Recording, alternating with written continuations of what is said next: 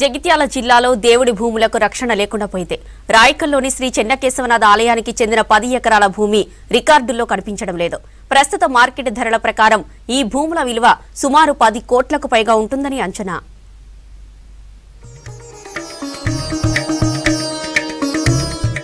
రాయకల్లోని చెన్నకేశవనాథ ఆలయాన్ని సుమారు 700 ఏండ్ల క్రితం కాకతీయ రాజు ప్రతాపరుద్రుని కాలంలో నిర్మించినట్లు శాసనాలు చెబుతున్నాయి.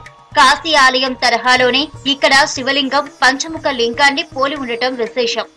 ఉంది శాసనంలో కూడా 10 ఎకరాల భూమి దీనికి మెయింటెనెన్స్ గురించి ఉన్నట్టు తెలుసు. ఆలయ అధికారులు ఇది ఎండోమెంట్ డిపార్ట్మెంట్ వాళ్ళు దీని మీద తగిన చర్య తీసుకొని ఆ 10 ఎకరాల గురించి పూర్తి స్థాయిలో ఎంక్వైరీ చేసి గుడికోట అభివృద్ధికి సహకరించగలరని కోరుతున్నాం. 1971లో పురావస్తు శాఖ ఆధ్వర్యంలో ఈ ఆలయ ప్రాంగణంలో తవ్వకాలు జరపగా శిల్పాలు, విగ్రహాలు బయటపడ్డాయి. దేవనాగిరి లిపిలో ఉన్న కాకతీయుల కాలం నాటి శాసనం లభించింది. ఈ శాసనాన్ని క్రీస్తు శకం 1305 ఆగస్టు 17న ప్రతాపరుద్రుడు ప్రతిష్ఠించినట్లు తెలుస్తోంది. రుద్రదేవరవారు, రావికంటి రామనాథ, లుకుమేశ్వర దేవరాల వారు ఆలయ అభివృద్ధి కోసం ధనంతో పాటు 10 ఎకరాల భూమి ఇచ్చినట్లు ఈ శాసనం ద్వారా తెలుస్తోంది.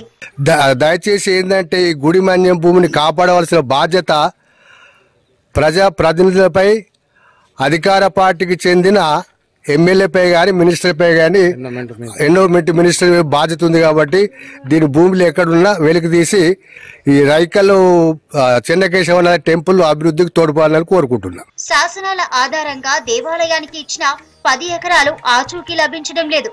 గతంలో రాయకల్ తహసీల్ ఆఫీస్ ను నక్సల్స్ దహనం చేయడంతో వీటికి సంబంధించిన డాక్యుమెంట్స్ కాలిపోయినట్లు తెలుస్తోంది. రాయకల్ మున్సిపాలిటీగా ఏర్పడడంతో భూముల విలువ పెరిగింది.